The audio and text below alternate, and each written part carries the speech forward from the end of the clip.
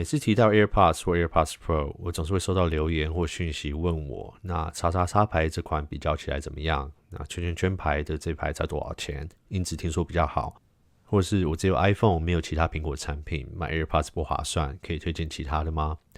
我自己常常不知道怎么回答这类的问题，因为我还真的是没有用其他牌子的无线耳机，所以我决定开始来尝试一些不一样的品牌，但都会以和 AirPods 系列比较为主轴。包括音质啊、佩戴感，还有相容性等等。这样像上次我在泡 AirPods Pro 的时候，也比较有说服力一点。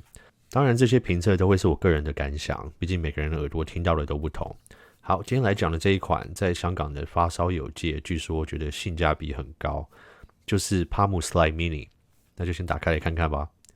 其实这是伪开箱啦，因为我已经用了1个多月了。这类的产品评测都需要一段时间试用，甚至是烧机一阵子，所以需要等久一点。喜欢这类影片的话，记得鼓励帮忙按个赞，也记得订阅、分享，还有按下小铃铛。好，开箱后的配件大致上就是这样，每一家都大同小异。里面有2组不同硬度的耳塞，个别有提供3个不同尺寸，一条 USB-A to USB-C 的充电线，一个小保护袋，应该用不到。这边先列出价钱和规格，价位是在2000台币到3000台币左右。那好像没有一个公定价格，美国官网又是60美金上下。那在功能方面，充电盒本身是 USB-C 的充电孔，底部带有无线充电。那耳机本身的话有触控的功能，分别是点1下、点2下和触碰时按着不放来调音量。那没有感应器在拿下耳机时会自动停止播放的功能。配对上在蓝牙设定里面显示为2个分开的装置，这部分有一点麻烦，后面再来讲。还有在耳机放置位置的部分要看清楚，左边放的是右耳，右边放的是左耳。我第一天整天戴错，还觉得怪怪的。那佩戴舒适度上面我觉得是适中，那里面有很多不同尺寸的耳塞，还有增加不同厚度的选择。那我自己是比较喜欢这种有半透明的这一款比较薄一点，比较舒服。但是我的右耳比较小，久戴的话右耳外部还是会有不适感，就和我戴 AirPods Pro 一样会碰到的问题。但佩戴上的舒适度总是因人而异啦，耳型不弹的话，整体耳机的体积和重量都比较有感，不像 AirPods 或 AirPods Pro 一样的轻巧。但是否因为这样在音质上就有所提升呢？现在就来评论音质的部分吧。当然在音质方面来说，身为果粉的我也必须要承认 AirPods 的音质就是怎么说有点平平的，很难听到会有什么让你感动的感觉。一开始测试 Palm Slide Mini 时就可以感觉到它在低音的部分是比 AirPods 明显很多，甚至超越了 AirPods Pro 一点。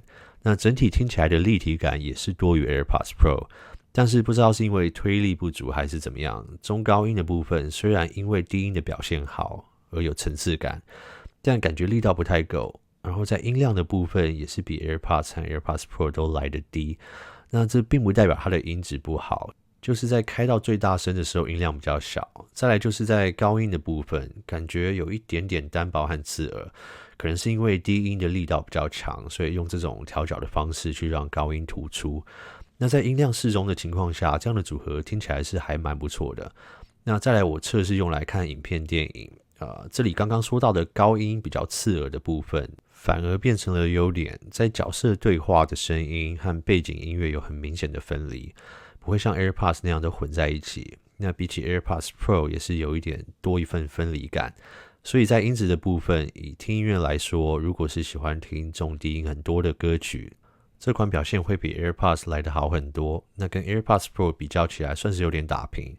那 Palm 这款多了立体感和低音较强，但是 AirPods Pro 整体音效表现是比较舒适的。